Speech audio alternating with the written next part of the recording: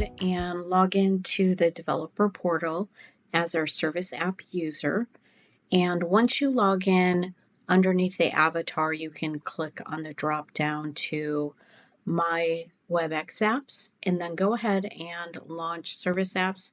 And we'll go ahead and create that service apps for the specify an icon, and then you can just fill in a little sentence. Phonism service app for Webex integration and API tokens, and then put in the email address of the service app user that you created and you're logged in as.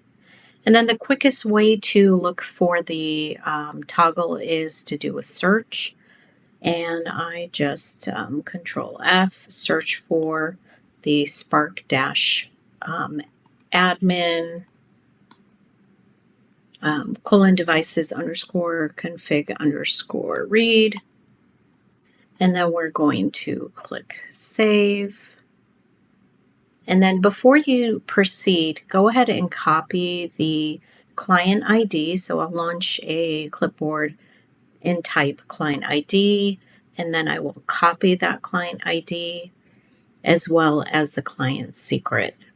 Our next step is going to be to request the admin authorization, but first I want to make sure I copy that, put it in my clipboard, copy client secret. Now, if you happen to misplace client secret, you can regenerate that later. However, our next steps after requesting authorization will be adding that. So go ahead and click Request Authorization. And at this time, you're going to go back to Control Hub and log in as the full admin. And in the left side pane, you'll see App, and click on Apps.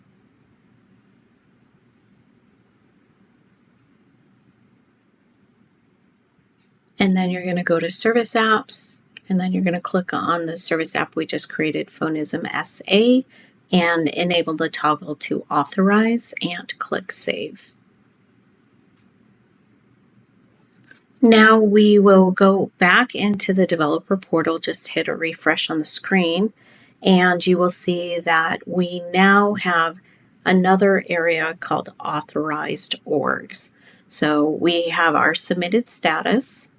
That doesn't actually update, but once you have authorized orgs, you can choose your organization from the drop-down.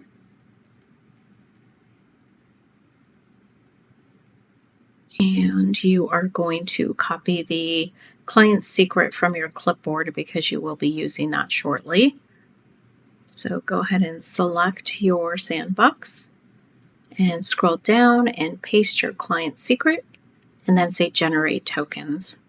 Now, I go ahead and put this in order. In Phonism, it's actually switched. So here it's going to ask for access tokens. So I type out access token, copy, paste that into my clipboard.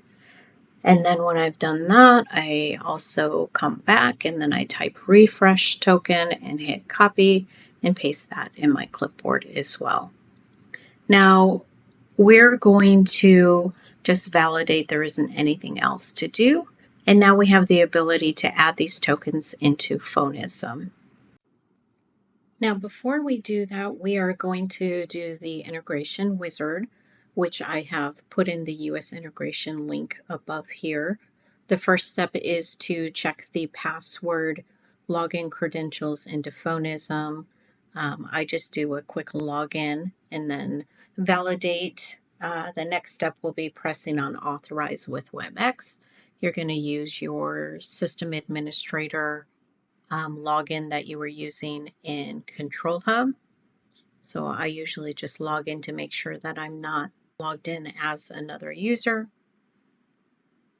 And then the next step is to test the actual Webex connection and permissions.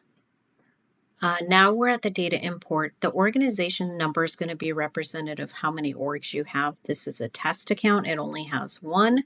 So I'm going to go ahead and just click that. My next option is full sync or selective sync. Since it's a test environment, I'm going to go ahead and say full. You can change this later. and select them individually under the domains. So the next option is clicking the final button, and it's going to bring us into our dashboard, and we're ready to manage phones.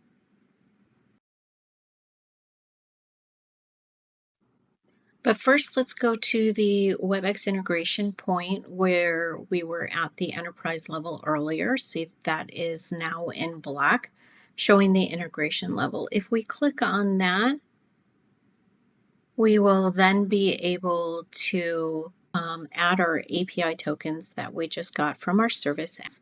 We can just select edit and go ahead and add our API tokens.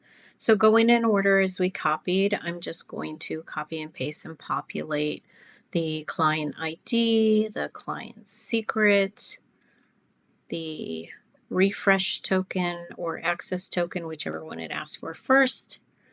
And that's why I put it in order. Access, I believe, then refresh.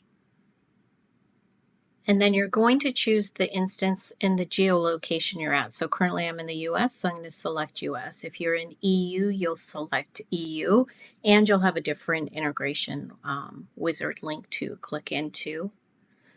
I'm going to go ahead and leave the default for checking in within 24 hours. You can select it. Again, it is configurable and you can change that later. So I'm going to go ahead and select 24 and continue.